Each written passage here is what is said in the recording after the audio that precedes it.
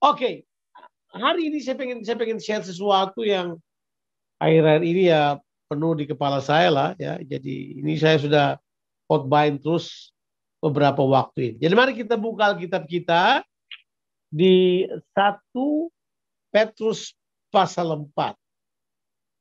1 Petrus pasal 4 ayatnya yang ke-10 kita akan baca. So kita akan buka ayat yang ke-10 1 Petrus pasal 4. Tapi tentunya saya tidak akan mencomot ayat ini keluar dari konteks. Saya mau kita melihat dalam konteksnya dan kemudian kita akan belajar di sini ya. Everybody ready? Oke, nah sebentar saya akan membahas ini. Yang pertama, lupakan dulu usia saudara. Walaupun tadi di awal-awal sudah cerita retirement village. Oke, lupakan dulu usia saudara. My goodness. Ya, PBB bilang 65 tahun itu masih pemuda. Jadi ada banyak dari kita masih pemuda. Jadi jangan dulu terlalu lah ya. 60 sampai 70 tahun itu adalah usia paling produktif. Udah ulang-ulang saya katakan. Itu usia paling produktif. Yang pertama adalah 60 sampai 70 tahun. Usia produktif yang kedua adalah 70 sampai 80 tahun. Yang ketiga baru usia kayak saya 50 sampai 60. Jadi kita masih belum apa-apa. Jadi tolong sementara kita membahas ayat-ayat ini, tolong lupakan usia saudara dulu ya. Kita mau konsentrasi pada satu hal yang penting ini. Adalah kehendak Allah. Itu kita mau konsentrasi.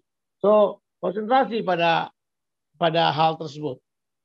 Nah, di dalam kitab 1 Petrus pasalnya yang keempat. Ya, everybody open the Bible and see 1 Peter chapter 4. Nah, tentu sudah tahu bahwa di 1 Petrus ini, Petrus lagi berbicara terhadap orang-orang yang tersebar di Asia Kecil. Murid-murid Tuhan yang tersebar di Asia Kecil. Yaitu sampai Kapadokia, sampai seluruh, kalau sekarang itu wilayah Turki lah. Kira-kira kayak gitu ya. Ibu Lili sudah pernah ke sana, jadi Ibu Lili pasti sudah bisa ngebayangin. Kita pergi ke daerah itu tuh, gua-gua yang di bawah itu. Mereka sembunyi di dalam situ, beribadah dalam gua, teraniaya kira-kira. Kayak begitu. Akan tetapi ini yang Petrus bilang buat mereka. Kalau baca di pasal 1, saudara baca, dia bilang ini, semua itu Tuhan siapkan buat kita tersimpan, yang tidak bisa layu, tidak bisa binasa, tidak dapat lenyap. Itu disiapkan buat kita. Jadi gini, ada harta yang Tuhan siapkan buat kita. Nah, apa sih harta itu? Saya sih udah lihat bahwa harta yang paling luar biasa yang Tuhan percayakan buat kita itu adalah tujuan-tujuannya dalam kehidupan kita. Itu harta terbesar. Ya. Itu adalah hal yang paling luar biasa bagi kita, hidup dalam tujuan Tuhan. Jadi kalau harta saudara masih cuma uang, harta saudara cuma rumah, ya think of it. Ya. Kalau saudara baca di kitab 1 Petrus, saudara akan menemukan hal tersebut. Nah, Petrus bilang ada dua hal yang mendera umat Tuhan. Yang pertama adalah penderitaan. Yang kedua penyesatan. Itu tema 1 Petrus pasalnya yang pertama sampai pasalnya yang keempat. Berhubungan dengan pengejaran-pengejaran. Nah sekarang kita lihat. Coba lihat dulu 1 Petrus pasal 4 sekarang. Ayatnya yang pertama. Dia bilang begini. Jadi karena Kristus telah menderita penderitaan badani. Kamu pun harus juga mempersenjatai dirimu dengan pikiran demikian. Karena barang siapa telah menderita penderitaan badani, ia telah berhenti berbuat dosa. Jadi dia bilang, penderitaan badani jangan jadi halangan buat kita. Penderitaan badani itu adalah kesempatan yang baik supaya kita berhenti melakukan dosa, tidak tinggal dalam dosa. Sebab ayatnya yang kedua, ini kata kuncinya. Kata kuncinya adalah supaya waktu yang sisa, jangan kamu gunakan menurut keinginan manusia, tetapi menurut kehendak Allah. Itu dia. Jadi waktu yang sisa. Yang gak enak sih kalau kita bilang sisa waktu. Tapi memang benar. Kita ini sekarang diberi waktu yang Tuhan berikan buat kita. Yang kita miliki sekarang. Itu jangan kita pergunakan lagi menurut keinginan manusia. Tetapi menurut kehendak Allah. Jadi konsentrasi kita sekarang adalah hidup menurut kehendak Allah. Kalau orang lihat apakah kehendak Allah buat manusia, Lihatlah apa tujuan Allah menjadikan manusia. Betul kan? Apa kehendak Allah bagi manusia? Supaya dalam keserupaan dengan Allah, manusia memerintah. Itu saya sudah ulang-ulang. Saya ulang-ulang dalam khotbah saya. Saya ulang-ulang dalam apa saja yang sudah saya khotbahkan. Saya selalu mengulang-ulang apa yang menjadi tujuan Tuhan dalam kehidupan kita. Jadi waktu Tuhan jadikan manusia, sebelum manusia jatuh, Tuhan punya tujuan. Kita ditebus kembali lagi pada tujuannya. Supaya kita hidup dalam tujuan-tujuan Tuhan. Dan dia mau tujuannya itu terlaksana. Nah tentu kita sudah tahu ya. Kalau kita hidup di Kejadian 1 ayat 26. Kita kemudian tahu tujuan Tuhan itu adalah keserupaan dan memerintah. Keserupaan dan berkuasa. Nah kalau keserupaan itu berurusan dengan. Dengarkan baik. Keserupaan itu berurusan dengan karakter kita. Seperti Kristus. Tapi kalau memerintah itu berurusan dengan apa? Karunia-karunia Tuhan yang Tuhan beri buat kita. Kalau sudah paham hal tersebut, baru kita bisa membaca 1 Petrus pasal 4 ayat 10. Sebab itu konteksnya. Dia bilang dalam melakukan kehendak Allah itu begini. Kamu harus hidup serupa dengan Tuhan. Dan yang kedua adalah kamu harus melakukan kehendak Allah. Nah melakukan kehendak Allah itu Tuhan sudah bilang. Kita melakukannya bukan dengan kemampuan kita. Tapi kita melakukan dengan kemampuan Tuhan yang Tuhan berikan buat kita. Lewat karunia-karunia. Lewat kasih karunia yang Tuhan percayakan dalam kehidupan kita. Jadi sebenarnya begini. Nah, saya harus akui saya telah berbuat banyak kesalahan di sini di masa yang lalu. Jadi begini. Ada dua sisi yang kita perlu kembangkan. Sisi karakter keserupaan dengan Kristus. Dan sisi karunia mengembangkan pemerintahan di dalam Kristus. Jadi sisi karakter ini penting. Oh, karakter ini penting sekali. Bahkan saya di awal-awal saya memuridkan orang, saya buat kesalahan. Kalau saya cuma konsentrasi kepada karakter, kurang membahas soal karunia. Karakter terus. Jadi karakter kita bertumbuh memang, tapi karunia kita tidak bertumbuh. Jadi kita begini, bagus dalam karakter, tapi dalam pelaksanaan kehendak Tuhan, penata layanan, kita nggak bagus. Karena kita tidak menjalankan karunia atau kemampuan Tuhan yang Tuhan berikan buat kita. Padahal kita harus seimbang bahwa kita harus kuat secara karakter, tapi juga secara karunia. Jadi kita harus seimbang karunia dan karakter. Sangat disayangkan kita terjebak pada pembahasan cuma karakter terus. Saya masih ingat karena saya berasal dari sebuah sekolah Alkitab di Tawangmangu. Ya ini pasti Bung Noke sama Usi Betty ingat ini ya. Kita tuh konsentrasi ke karakter sampai lupa karunia. Padahal karunia juga penting. Jadi karakter dan karunia harus seimbang. Yang percaya katakan amin. Jadi kalau saudara cuma konsentrasi kepada karakter, jadi gini, ada banyak orang Kristen bagus karakternya, tapi nggak ada kuasa melakukan kehendak Allah. Kan kasihan banget. Mereka tidak menjalankan karunia dengan baik. Nah, tentu saya belajar banyak tentang keseimbangan ini ya. Jadi ya kalau saya bilang saya belajar banyak, ya mungkin sudah pikir kapan Bang Jo belajar? Padahal kan dia cuma duduk-duduk di kafe. Saya belajar juga Bapak Ibu, kesian. Saya belajar banyak, saya merenung, saya baca Alkitab juga banyak. Jadi gini, yang saya temukan itu begini. Ini di Alkitab ya. Cara kita mengelola, bilang dulu mengelola. Cara kita mengelola karunia Tuhan dalam kehidupan kita itu sangat menentukan karakter kita. Saya ulangi lagi. Cara kita mengelola karunia kita dalam karunia Allah dalam kehidupan kita itu sangat menentukan karakter kita. Sebab di Alkitab, masih ingat gak? Masih ingat kayak ini cerita.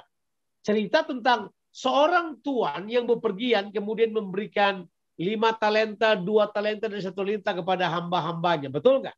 Mereka diberi kepercayaan sesuatu. Talenta itu kan lambang kepercayaan yang Tuhan berikan dulu buat kita. Bilang dulu, hidup ini kepercayaan. Ya, jadi tolong kalau nyanyi lagu jangan cuma hidup aja kesempatan. Kepercayaan. Ya. Kesempatan pun kepercayaan. kita jadi gini. Kekristenan itu bukan cuma soal kita percaya pada Tuhan, tapi Tuhan juga percaya kepada kita, sebab Tuhan memberi kepercayaan pada kita. Nah, orang yang nggak dengar pembahasan saya dari awal, mereka akan bingung. Di masa sih sombong banget, tapi enggak. Kita sebagai orang percaya tahu. Saudara sudah ikut saya lama kan, udah dengar khotbah saya lama kan. Jadi kalau saya bilang begini, saudara pasti sudah paham. Oh iya, bahwa bukan cuma kita percaya pada Tuhan, tapi Tuhan juga percaya pada kita. Makanya Tuhan memberikan kepada kita karunia yang kita jalankan menurut kehendak Tuhan, yang memampukan kita melakukan sesuatu dalam kehidupan ini. Yang percaya katakan amin. Bahwa Tuhan percaya pada kita. Oke, siap. Sampai di sini kita oke? Oke. Nah, masih ingat nggak? Yang dapat 5, dapat 2, dapat 1. Singkat cerita, yang dapat 5 dia kembangkan jadi 10. Majikannya berkata apa? Wah, dia berkata ini, baik, ya, sabas, dan sabaslah hambaku, kau baik dan setia, akan kuberikan kepadamu kepercayaan. Jadi dia kemudian dapat 10 talenta, tambah 1 dia dapat 11, yang 2 dapat 4, yang 1 tebak, dia tidak jalankan apa yang tuannya berikan kepadanya. Tebak apa kata tuan? Pernah dengar kata yang dia pakai? Jahat dan malas. Karakter itu kan? Iya, itu karakter. Nah, kita sebagai orang percaya bertahun-tahun lamanya tidak mengelola pemberian Tuhan. Wah, kita ini jahat dan malas. Kita perlu taruh debu di atas kepala, bertobat, dan kemudian berkata, Tuhan ampuni kami. Kami telah, ini kata ini, menganggap rendah pemberian Tuhan. Nah, let me tell you this.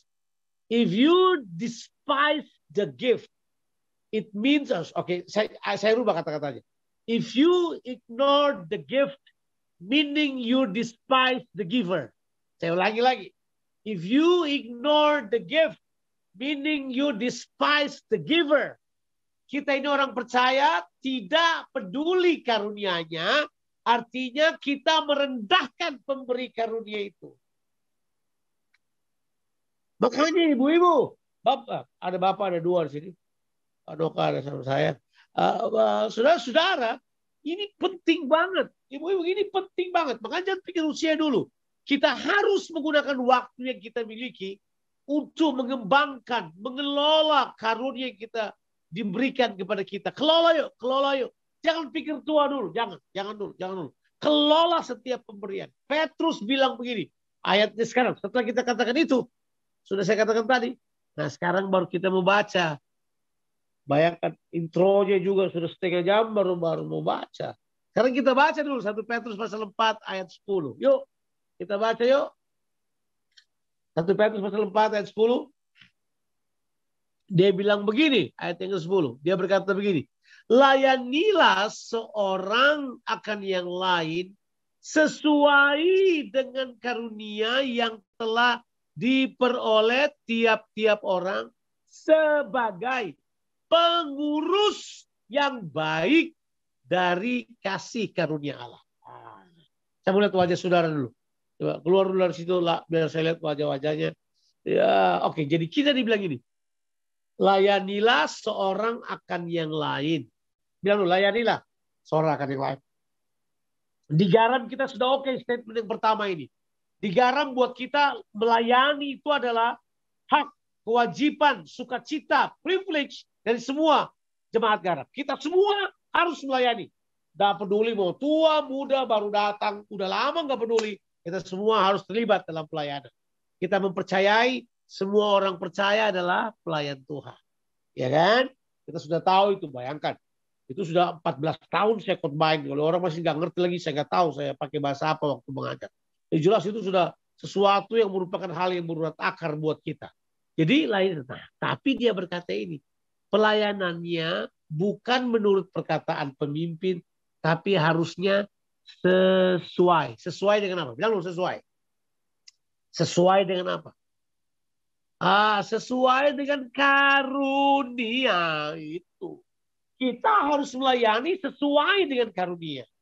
Kita jangan melayani cuma ditunjuk aja. Oke, kita ditunjuk sering semua, tetapi begini. Kita harus melayani sesuai karunia. Prinsipnya, ini prinsip yang pertama. Semua orang menerima karunia dari Tuhan. Karena dia bilang, sesuai karunia yang diterima apa?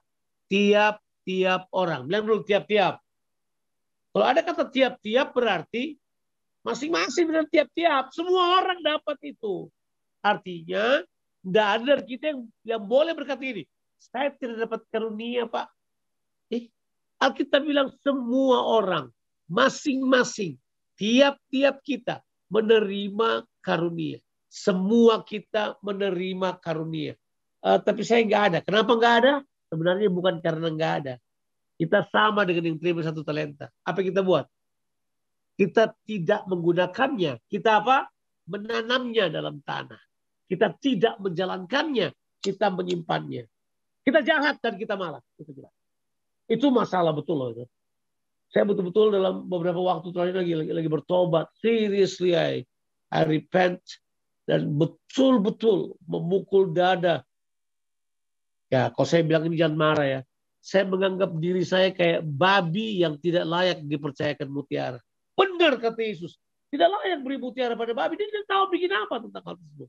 Ada banyak yang Tuhan berikan kepada hidup saya. Yang tidak saya jalankan. Kenapa saya tidak menjalankannya? Saya jahat dan saya malas. Saya tidak mengenal Tuhan saya. Tapi yuk mari. Sore ini, ibu-ibu, ya, ibu-ibu dan satu bapak. Gini.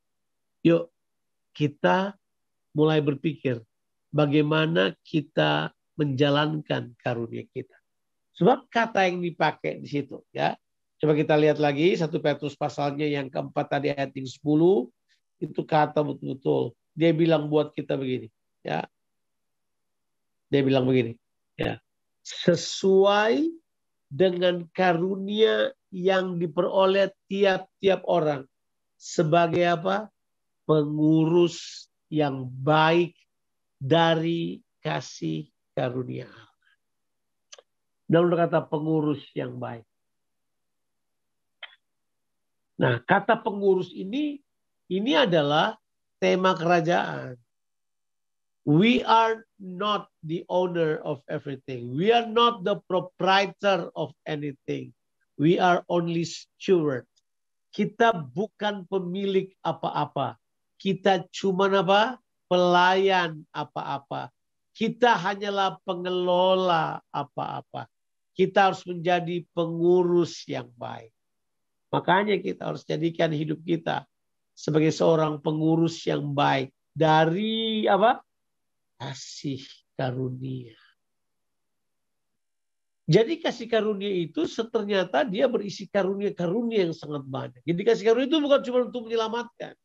Dia memampukan kita menerima karunia-karunia. Dan itu karunia diberikan bukan hanya kepada orang yang sudah suci dan tidak berbuat salah. Sebab arti karunia adalah pemberian cuma-cuma pada orang yang tidak layak menerimanya. Wow. Oh, saya tidak layak, Pak. Justru pada kamu diberikan karunia itu. Saya kayaknya masih kurang. Justru pada kamu diberikan karunia itu. Sebab karunia itu diberikan kepada orang yang tidak layak menerimanya. Nah, ini. Kita sekarang perlu menjadi pengelola yang baik. Coba lihat dulu kata yang dipakai di situ. Kata yang dipakai pengurus, tahu nggak bahasa Yunaninya apa? Bahasa Yunaninya adalah oikonomia. Oikonomos. Dari kata itu kita dapat kata apa? Oikumene, ekonomi. Ya, oikonomos. Ekonomi. Oikos dan nomos. Ya. Ngatur dan rumah tangga. Mengatur rumah sebenarnya. Oikos kan rumah. Oikonomia, pengatur, pengurus. Diterjemahkan bendahara beberapa kali. Diterjemahkan gubernur satu kali. Ya, itu kata yang dipakai. Tapi terbanyak digunakan adalah steward, penata layan, pengurus pelayanan yang baik. Di sini dasar kingdom economy. Di sini dasar pelayanan pemerintahan Kristus. Yaitu kita semua pengurus-pengurus. pengurus kuasa, pengurus karunia, pengurus kemampuan, pengurus keselamatan, pengurus kekayaan, pengurus apa saja yang Tuhan percayakan pada kita. Pengurus pengetahuan, pengurus karunia yang Tuhan percayakan pada kita. Kita semua harus menjadi pengurus yang baik. Ya. Padahal saya ini adalah seorang hamba Tuhan yang orang bilang sibuk lah, apalah.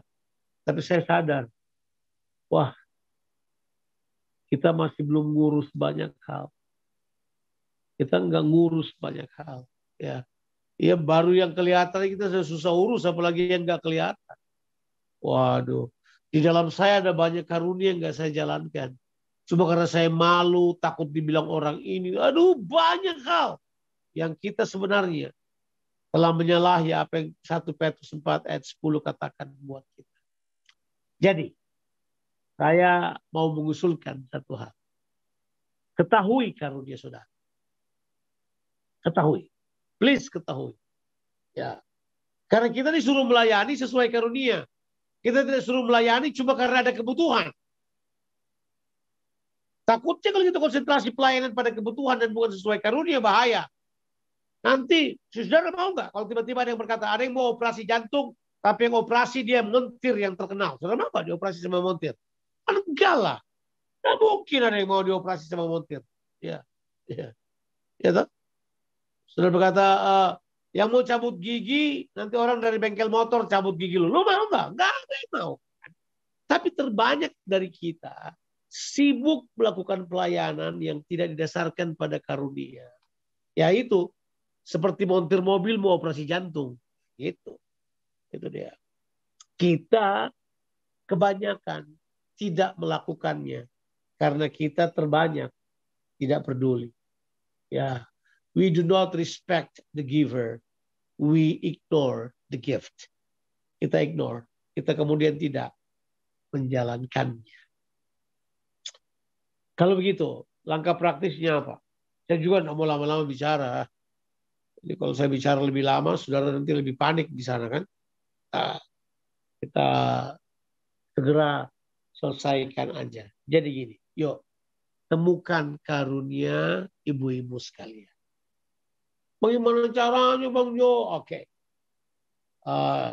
Tes karunia lah kita. Gak apa-apa juga.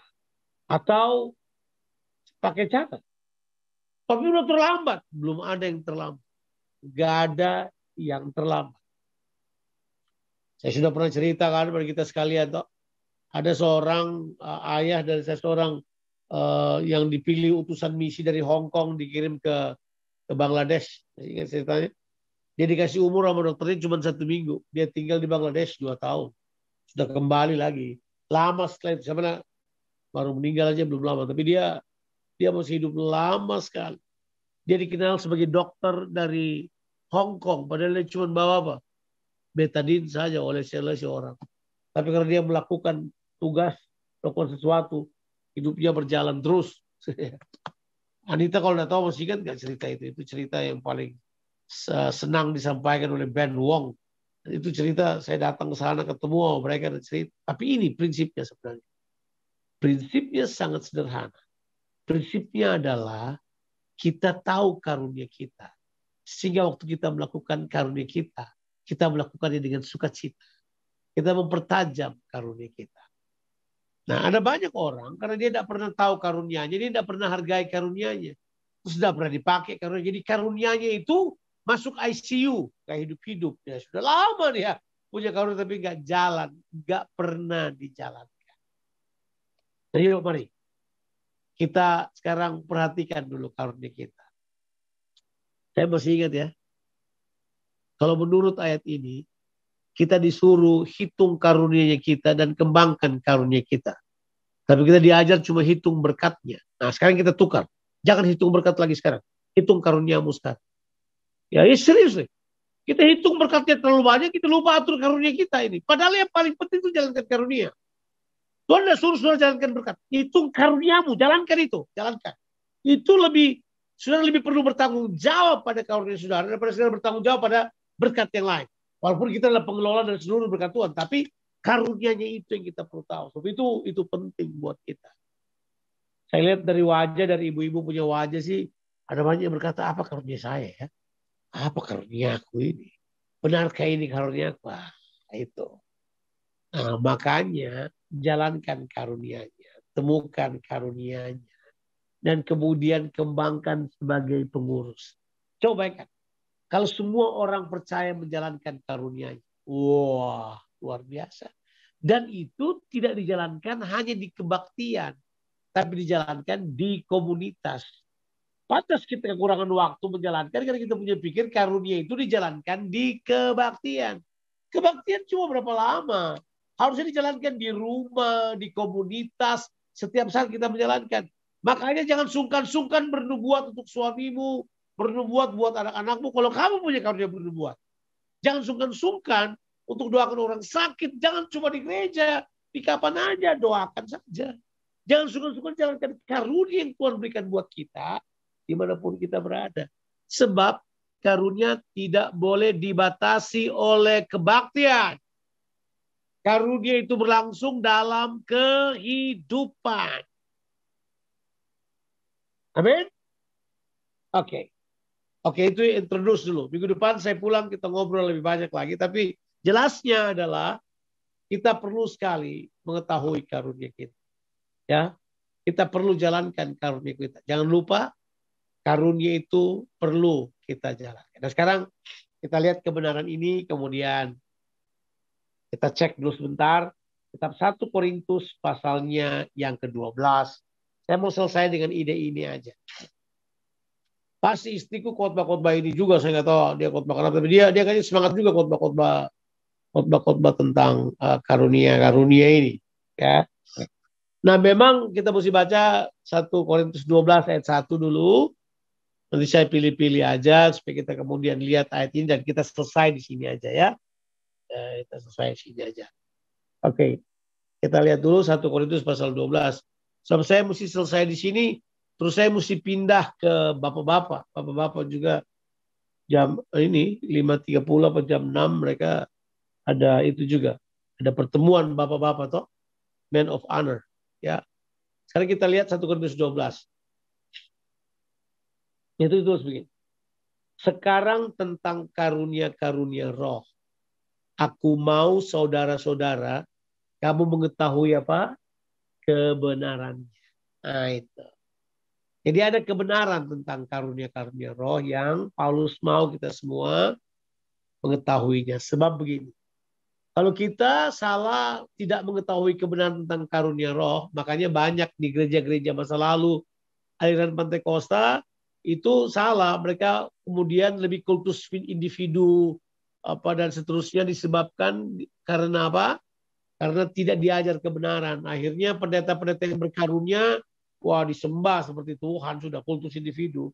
Jadi penyembahan berhala. Makanya kalau sudah baca, ayat yang kedua bilang itu. Jadi kita mesti tahu karunia itu berfokus pada Yesus, bukan untuk diri kita. Dipakai untuk membangun. Jadi dia beritahu ayat 4 langsung saya baca sampai ayatnya yang ke-7. Ada rupa-rupa karunia tetapi satu roh. Dan ada rupa-rupa pelayanan tetapi satu Tuhan. Dan ada berbagai-bagai perbuatan ajaib. Tapi Allah adalah satu yang mengerjakan semuanya dalam apa? Semua orang. Jadi Tuhan yang satu itu yang mengerjakan semuanya dalam semua orang. Kemudian dibilang di ayatnya yang ke-7. Tapi kepada tiap-tiap orang. Tiap-tiap orang loh. Bukan 1-2 orang. Tiap-tiap orang. Semua diberikan itu. Dikaruniakan pernyataan roh untuk apa? Kepentingan bersama. Jadi itu semua kita pakai untuk kepentingan bersama. Untuk orang lain saling membangun. Kemudian dia beritahu semuanya tentang itu semuanya. Tapi kata kuncinya ini. Yuk jalankan karunia-karunia roh itu. Kita perlu melakukan. Makanya saya bilang kita harus seimbang antara karunia roh dan karakter kita. Karakter kita harus penuh dengan Roh Kudus. Tapi juga penuh dengan karunia roh. Supaya kuasa dan karakter bergerak bersama untuk melakukan kehendak Allah. Saya harus berhenti sampai di sini. Tuhan Yesus memberkati. untuk Bapak dan Ibu sekalian yang sudah mendengarkan firman Tuhan. God bless you all. Haleluya. Amin. Mari saya berdoa terlebih dahulu buat kita sekalian. Bapa di sorga, hamba-Mu berdoa. Tuhan, hamba-Mu tahu hal ini sangat penting buat kami sekalian. Hal ini perlu sekali buat kami. Supaya kami hidup menurut kehendak-Mu. Tuhan, begitu banyak karunia yang Kau berikan buat kami dan kami tidak mengelolanya. It lays wasted, Lord, before our eyes. Seringkali tidak terjangkau, tidak dibuang apa-apa. Dia menjadi tidak berarti sama sekali. Ampuni kami. Kami menyepelekan karunia-Mu. Hamba-Mu berdoa supaya Tuhan betul-betul berbicara kepada kami. Bangkitkan dalam hati kami sukacita untuk mengetahui karunia kami. Bergerak dalam karunia itu, mengembangkannya. Sampai kami dapat menyentuh kehidupan orang lain dalam kehidupan ini. Berkati kami semuanya. Bapa, hamba bersyukur untuk waktu yang Kau berikan buat kami. Terima kasih buat kasih karunia Tuhan dalam kehidupan ini. Dalam nama Tuhan Yesus Kristus kami berdoa. Haleluya. Amin. Amin. God bless you.